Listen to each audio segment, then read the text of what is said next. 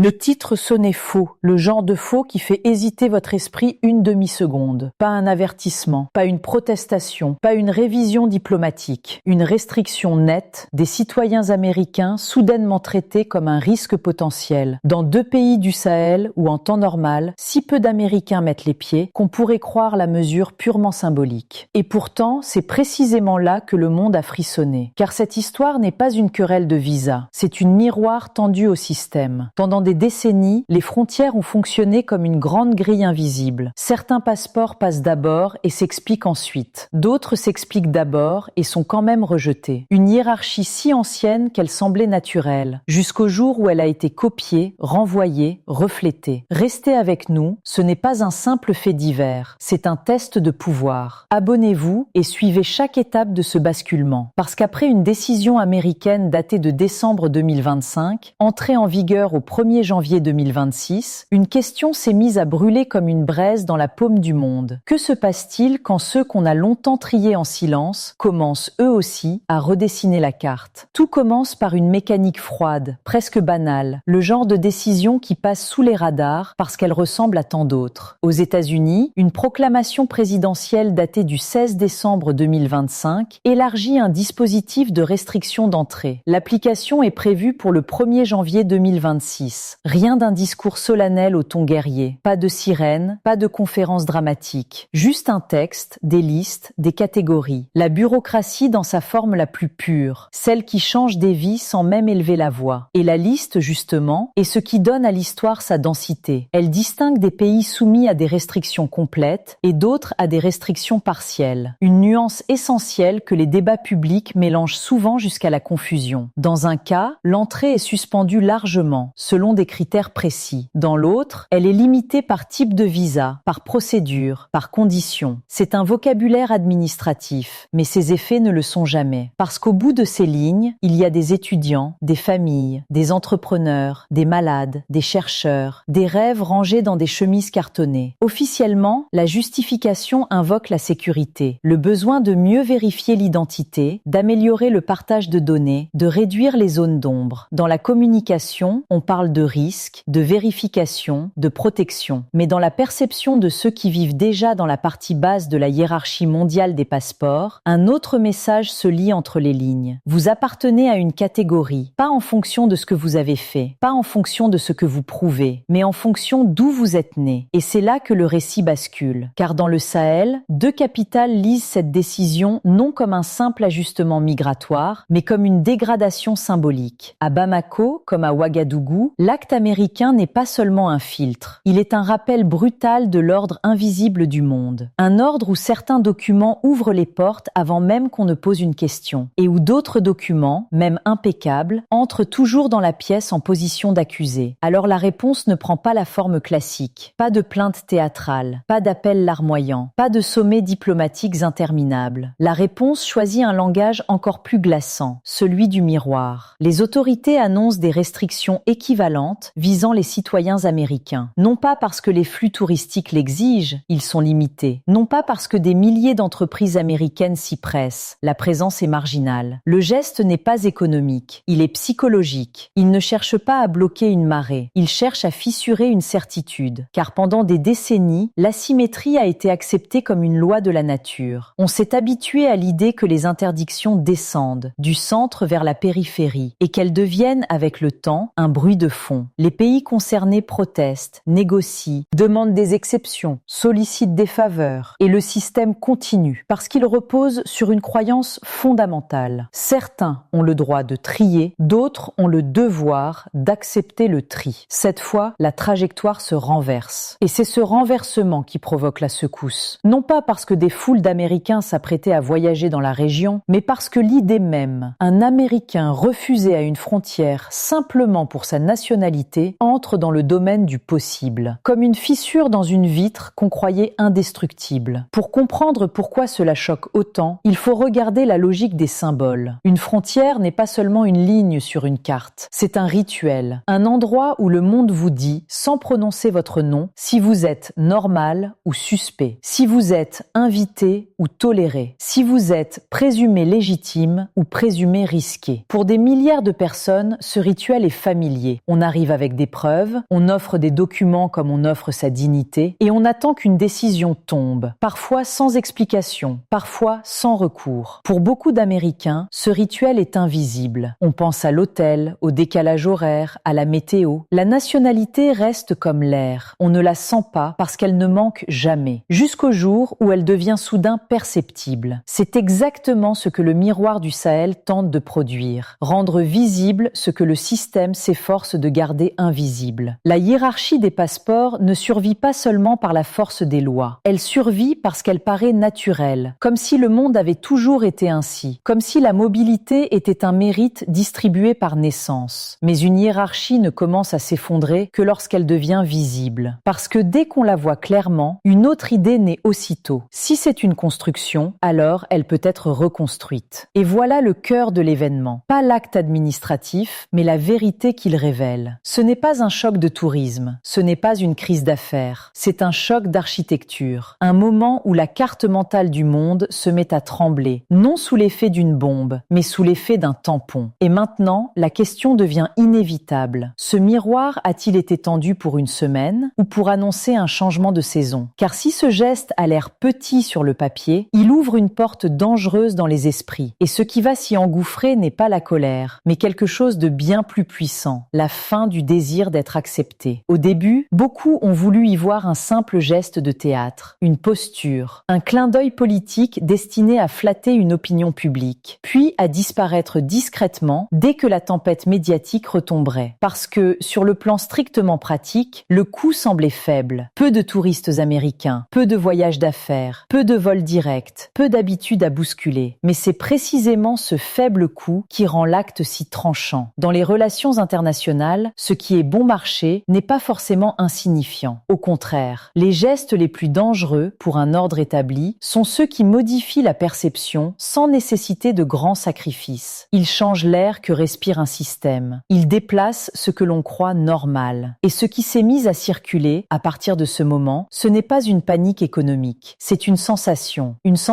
qui ne se mesure pas en chiffres, mais qui se propage comme une onde. Le confort du passeport américain n'est pas une loi de la nature. Ce confort a toujours été, au fond, une promesse psychologique. L'idée qu'on appartient, l'idée que la porte finit par s'ouvrir, l'idée qu'un refus n'est qu'un accident rare. Or, quand Mali et le Burkina ont renvoyé la règle comme un miroir, ils ont introduit un doute qui n'existait pas dans l'imaginaire occidental. Et si la porte pouvait se fermer sans explication? C'est là que l'histoire devient un sommet émotionnel. Pas parce que des voyageurs se retrouvent bloqués, nous n'avons pas, à ce stade, de données publiques détaillées montrant des scènes massives à l'aéroport. Mais parce que l'idée même, l'idée du refus fondé sur l'identité nationale, passe du domaine de l'impensable au domaine du possible. Dans la presse internationale, le vocabulaire s'est durci. Rétorsion, riposte, mesure de réciprocité. Le même événement, selon les lunettes, devient une provocation, une correction, un signal, une menace ou une simple copie administrative. Et ce débat sur les mots révèle une chose. Les systèmes de pouvoir se défendent d'abord par la narration. Celui qui impose la catégorie se présente comme protecteur. Celui qui la renvoie se fait traiter d'irresponsable. L'étiquette n'est jamais neutre. Mais la réaction la plus intéressante n'était pas forcément celle des chancelleries. Elle était dans le ton du silence. Aux États-Unis, l'élargissement des restrictions n'a pas déclenché une grande marée d'indignation durable. Là encore, il faut rester rigoureux. Il peut y avoir eu des critiques, des tribunes, des protestations ponctuelles. Pourtant, dans le récit public, l'onde ne ressemblait pas à un séisme intérieur. Pourquoi? Parce que les populations touchées ont peu de poids électoral dans l'arène domestique américaine. Parce que l'acte administratif, quand il vise des autres, peut passer pour une affaire technique. Et parce que le mot sécurité anesthésie souvent le besoin de preuve.